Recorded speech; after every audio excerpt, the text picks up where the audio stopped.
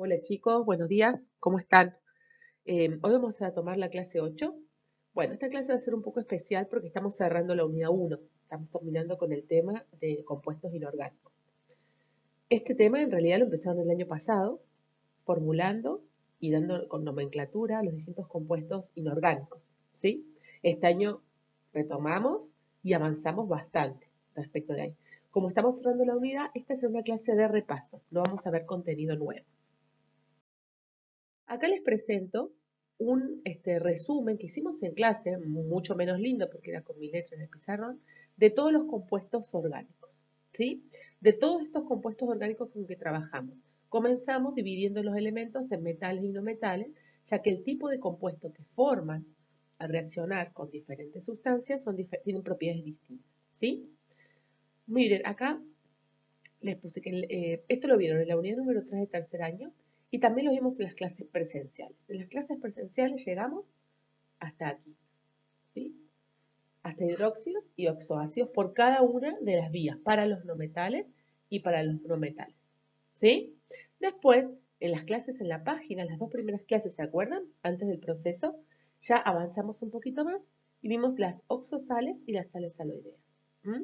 Les voy haciendo este pequeño raconto y esta orientación porque para resolver los ejercicios de esta semana, que serán ejercicios de cierre, van a tener que revisar algunas clases seguramente. Por eso se las especifico acá qué temas vimos en cada clase para que puedan, si no han ido bajando toda la carpeta, puedan remitirse a ese lugar y puedan ir refrescando, ¿sí? Puedan ir retomando algunas cuestiones que necesiten.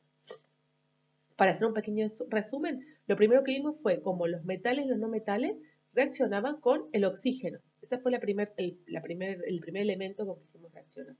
Formando los no metales, los óxidos básicos, y los metales, los óxidos básicos. ¿Bien? Después a esos óxidos los hicimos reaccionar con agua. ¿Sí? Le agregamos agua. Y dependiendo del tipo de óxido que fuera, si básico o ácido, eso daba lugar a oxoácidos e hidróxido. Estamos yendo por la vía del metal y esto por la vía del no metal, ¿sí? Luego, también hicimos reaccionar esos metales o no metales con hidrógeno. Y al reaccionar por hidrógeno formaron los hidruros directamente. Estos compuestos que van para estos laditos no tienen oxígeno, ¿ven? Porque en ningún momento los hicimos reaccionar con oxígeno. Los no metales con hidrógeno formaron los hidruros no metálicos, que también se llaman ácidos hidrácidos. ¿Y esto por qué lo destaco tanto? Porque estos ácidos hidrácidos tienen algunas propiedades parecidas que estos oxoácidos, ¿está? Por eso los dos se llaman ácidos, ¿sí? Los vamos a usar dentro de un ratito. Los hidruros metálicos salen de hacer reaccionar hidrógeno con un metal. Y estos compuestos sí que no avanzamos por esta rama porque es una rama un poco más compleja que no nos interesa este año. Al mezclar hidróxidos y oxoácidos formamos oxosales. La palabra oxo indica que en la molécula, además de un metal y un no metal, hay oxígeno. ¿Está bien? Sin embargo, si mezclamos estos mismos hidróxidos, pero con este tipo de ácidos, que se llaman ácidos hidráceos, también se forman sales, pero se llaman aloideas. Estas sales no tienen oxígeno. ¿Está bien? ¿Por qué hago tan fuertemente esta aclaración? En el último ejercicio que estoy corrigiendo esta semana pasada, combinamos elementos, por ejemplo, hidróxido de calcio y ácido sulfúrico, y ustedes tenían que poner qué tipo de sales se podían formar.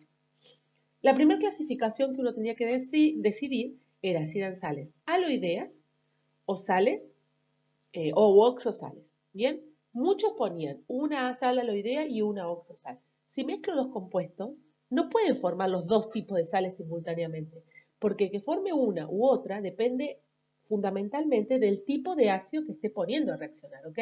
Si yo estoy poniendo a reaccionar un ácido clorhídrico, a ver, con esto no se puede escribir muy bien, pero que tiene esta forma, esto es un ácido hidrácido. ¿Dónde está el oxígeno acá? ¿Cómo esto reaccionando con un hidróxido va a formar un oxosal? No hay forma, ¿cierto? Lo que tenían que ver era, dependiendo del ácido que tenían, si la sal que formaba era oxosal o aloidea. Y después, predecir qué tipos de sales en cuanto a ácidas, básicas y neutras. ¿Bien? Pero una vez que fijamos el tipo de sal, los dos tipos de sales que vimos nosotras son oxosales y sales aloideas. Y dentro de cada una de ellas hicimos otra disquisición. Fíjense, acá lo resumí un poquito. Estas sales, que son las sales neutras que se forman, tanto oxosales como aloideas, las empezaron a ver en tercer año, pero las vieron muy por encimita. ¿Está bien? Vimos mucho más este año sobre estas sales. Las aprendimos a formular, las aprendimos a nombrar con los dos tipos de nomenclatura, sistemática y nomenclatura tradicional. Un oxosal, por ejemplo, es el ácido nítrico. A ver si puedo escribirlo más o menos. Sí, ¿ven? ¿Lo ven? Perdón, el ácido nítrico es el ácido que va a dar lugar a un oxosal. Como viene del ácido nítrico, ven que tiene oxígeno ese ácido, libera protones y forma, por ejemplo, el nitrato de potasio. Ahí está. ¿Está bien? Esa es la sal, perdón. Esta es la oxosal. Tiene un metal, que viene del hidróxido, tiene un no metal que viene del ácido y el oxígeno que viene del ácido, porque es un oxoácido, ¿lo ven? Entonces, si veo esta sal, no puedo decir forma una sal aloidea y una neutra, y una oxosal. ¿Cómo va a formar una sal aloidea si tiene oxígeno el ácido? ¿Bien? Una sal aloidea se formará, por ejemplo, a partir del ácido fluorhídrico. ¿Está bien? ¿Ven este ácido? ¿Ven la diferencia importantísima con este otro ácido? Este ácido se disocia de esta manera y el anión, que es el fluoruro, no se lleva agarrado los oxígenos porque no tiene oxígeno. ¿Esto sí? Entonces formaría, por ejemplo, con el hidróxido de potasio, igual que la otra, formaría el fluoruro de potasio. Miren la diferencia entre esta sal y esta sal. Esta es una sal aloidea porque no tiene oxígeno, esta es una oxosal porque tiene oxígeno. ¿De qué depende? Del tipo de ácido del que proviene. ¿Estamos de acuerdo? Las neutras son las que se forman por disociación total, disociación completa del ácido y luego combinarse con el hidróxido. En las clases del aula virtual, que ya llevamos varias, vimos en primer lugar las oxosales ácidas. Y ahí vimos, eso lo vimos durante varias clases. Miren, acá les pongo la clase 3, 4 y 5. Esto es para que se remitan a esas clases si a la hora de trabajar tienen dudas al formar las sales ácidas. ¿Bien? Las sales ácidas fueron las primeras que aprendimos, diferentes a las que ya conocían. Por eso les dedicamos mucho tiempo en ver su formación, cómo era esa disociación parcial del ácido. Solo se formaban con ácidos polipróticos, con más de un hidrógeno. Y también las sales aloideas que se tienen que formar a partir de ácidos polipróticos, pero ácidos de este tipo. Por ejemplo, miren este ácido. ¿Ven? Esto se llama ácido sulfídrico. ¿Ven que tiene dos hidrógenos? Pues es el ácido sulfídrico, además de formar sales neutras, cuando pierde los dos hidrógenos totalmente, se disocia totalmente ese ácido, también puede formar sales ácidas porque pierde un hidrógeno sí y el otro hidrógeno no. ¿Estamos de acuerdo? Y por último vimos las sales básicas, y esas las vimos en las clases 6 y 7, las dos últimas clases. Las vimos en menos clases no porque sean más fáciles, sino que una vez que uno ya aprendió el método de disociar parcialmente un compuesto, es más sencillo comprenderlo. Recuerden que de estas sales y de estas sales solamente vamos a hacer la nomenclatura tradicional, que es más simple, ¿sí? Por eso no quisimos complicarlo un poquito más. Estas sales básicas, que pueden ser oxosales o sales aloideas, dependen básicamente del hidróxido. Si tengo un hidróxido con un único oxidrilo, por ejemplo, hidróxido de sodio, este hidróxido solamente se puede disociar totalmente, ¿sí? Mientras que si tengo un hidróxido con dos oxidrilos, por ejemplo, hidróxido de calcio, puedo tener dos situaciones, o bien que se disocie totalmente, liberando los dos oxidrilos, o bien puede liberar un único oxidrilo y quedarse con el otro en la molécula. Tanto sea que se forme una sal aloidea como una oxosal. ¿Bien? Eso es un resumen de lo que hemos visto hasta ahora.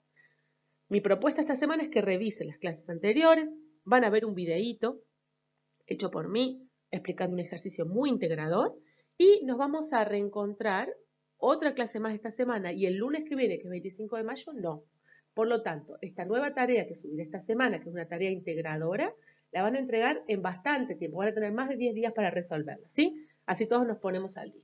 Les mando un beso muy grande, espero que estén muy bien, y bueno, nos vemos la próxima clase.